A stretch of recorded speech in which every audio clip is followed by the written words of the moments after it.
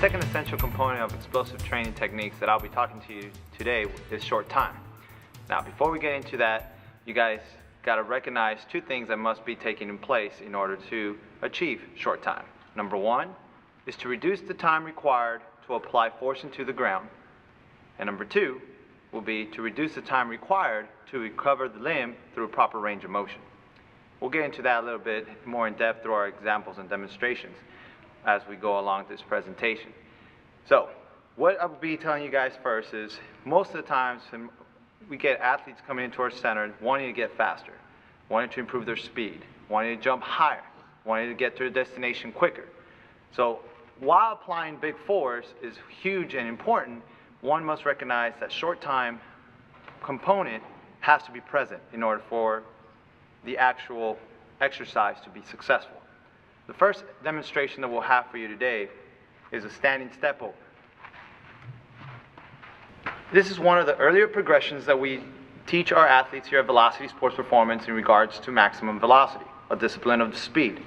Now, the most common flaw that we see with most of the kids that come in here is that they get a large leg dangle going backwards and a large leg dangle moving forward. Pretty much having no control as the leg goes back and having no control as the leg comes forward.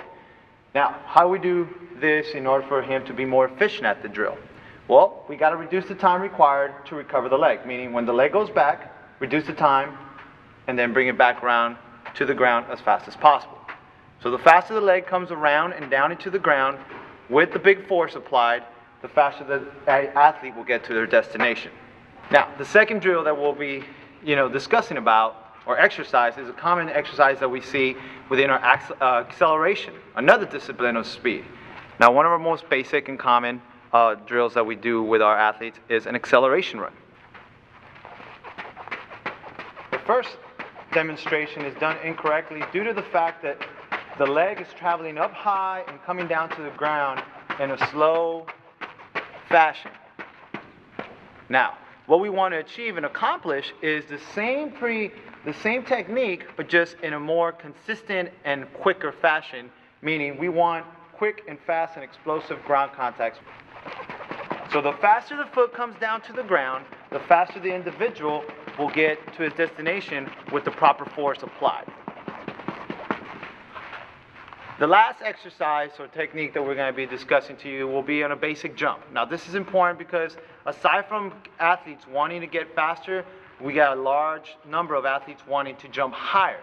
I want to increase my vertical jump. How can I do that? Now, the one thing that we see on a very common basis here at Velocity Sports Performance is improper ways of jumping.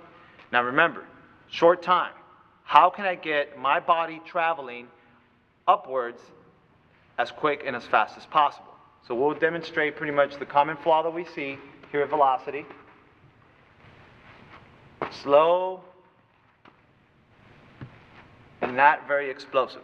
Now, what we teach the athletes here is to load at the proper joints in order for them to get optimal range of motion, and through the proper force being applied into the ground, he or she will get to their destination a whole lot quicker.